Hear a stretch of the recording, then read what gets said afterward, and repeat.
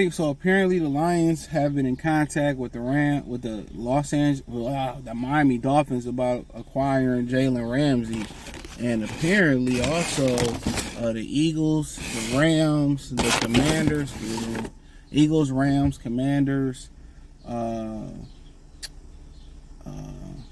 a few other teams. The Falcons, I think, I don't know if it's the Falcons, but apparently Jalen Ramsey didn't ask for a trade. They traded him. He wants to be part of a contender. The compensation that's going around is a 5th-round draft pick. I talked about this in the video, and a lot of people was like, nah. But let's kind of talk about it, kind of let me know now. Check out Detroit Lions Talk playlist, thumbs to the video, share the video, subscribe to the channel. And I mean, pretty much everybody involved in these talks, they probably ain't really tripping over giving over the 5th. But it's 2 problems in my opinion. But the first being the $25.2 million cap hit. Kirby Joseph is making 21.5 now, and I'm gonna tell you why that's important in a second.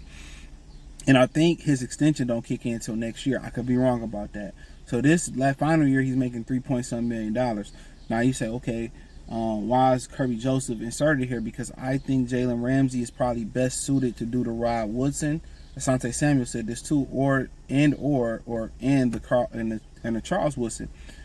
Now, from what I remember, Rod Woodson moved to safety thanks to Barry Sanders. If you don't know the reference, you're just too young when Barry turned Rod into a safety, right? Rod was one of the best corners. Now, the issue here is I think that Jalen Ramsey probably need to transition to safety, okay? Now, if they trade Meek Roberts, which is a rumor going out there, it's been out there, either he going to get an extension or he about to get traded, right? He in the final year of his deal. What I think would happen, 2 or 3 things can happen. I'm going to tell you why the safeties are important.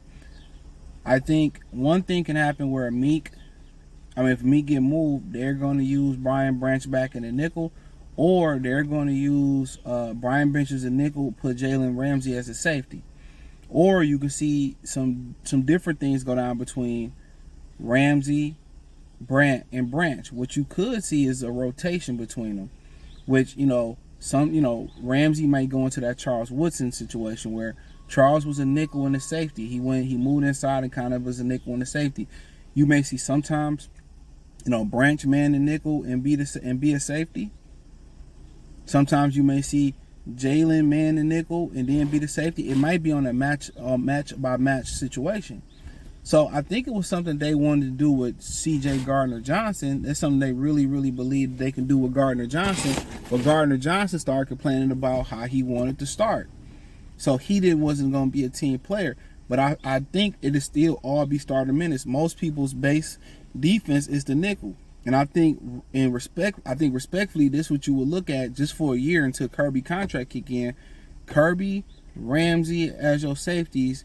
And your nickel back, your corners would be obviously DJ Reed, Terrion Arnold, and I think Brian Branch will be your nickel. But the unique thing about it is I think you're going to see Branch and Ramsey really rotate between safety and nickel. I think that's what you will see. You may even see them rotate, Kirby in the box and rotate Brian Branch to the deep half of the field or rotate Ramsey. It'll be an interesting move. I know they're looking to get us another safety late, but I think in my mind it can work. And also, the Lions love versatility, and one of the reasons I like that kid from UCLA is that he was the off-the-ball linebacker, and then last year, I think he has an African name. Last year he rushed the passer and had a lot of success, but he's raw. So I have no issue with them saying we'll take James Pearson, we'll double back and take the kid from UCLA. Because the kid from UCLA, he's going to provide versatility. He can stand up and drop. He can rush the passer. Derek Barnes, he can, before he became an off-the-ball linebacker coming out of Purdue, he was a pass rusher. So they have a lot of versatility. Hutch was inside at Michigan for a while. Outside. He played inside, outside for Detroit Lions. So they have versatility there. Enrique, big end, defensive tackle. Anazzoni, inside, outside. Jack, inside, outside. Kirby, free or strong. You will have, Brian Branch, free, stronger nickel. You will have Jalen Ramsey, number 1 corner, number 2 corner, number 3 safety. So you have a lot of moving pieces. They like versatility and people that can do more than one job. So let's say somebody Terrion getting cooked or DJ getting cooked. You can go still put Jalen Ramsey on the outside and figure the rest out for another game. So in my opinion, he brings a tremendous amount of value, probably for a 1-year deal. Now, could they take some of that $25 million salary, turn it into a signing bonus, hit the cap number down? Yes. But the number one thing before they go make a luxury pick like that, you have to make sure you have security at the receiver position. If you keeping J-Mo, you keeping J-Mo. Cool. You know, you can always still go out there, sign Amari Cooper, draft the guy later. Cool. The other thing about it too is pass rusher. In this scenario, I said I would take the 2-for-1. I would try to get Pierce and find a way to try to move up and get the kid from UCLA because, you know, they both provide speed, athleticism, and I worry about the bullshit down the line. So I kill everything is covered. Maybe in the third round I take a receiver. Maybe I sign a veteran receiver if I need to do it again. I'm covered. I cover with 2 pass rushers. So, you know, I cover with my receiver. I'm keeping my receiving core together. I might add to it. And, you know, I get the offensive lineman somewhere else. But to be honest, I can see it working. You know, it's a 1-year deal. In reality, you could take a lot of that money, put it into signing bonus money, and lower the cap hit. So I know a lot of people wondering, you know, could it work? Would it? Yeah, I mean, in reality, the versatility would be so strong. The versatility be so strong, man. It would be so strong. The room would be strong, and it's for a good time, not a long time. Now the other issue is, you know, he's one of those guys that, you know, he didn't want to get traded. It wasn't that Miami was gonna win or lose. He was in Miami. A lot of those guys like being in Miami. Me personally, it's not a place for me. You know, I heard the food is not that great, and then, you know, it's just a whole bunch of prostitution going on. There's a whole bunch of, any city with a whole bunch of hookup culture like that, that's party like that, I'm telling you, it's best that you stay away from shit like that. And that ain't nothing but demonic. And I mean that in every sense of the way of the word demonic. It's demonic. The lifestyle down there is demonic. You know, but a lot of them, they got paper, they make decisions, and I wouldn't even fuck with it.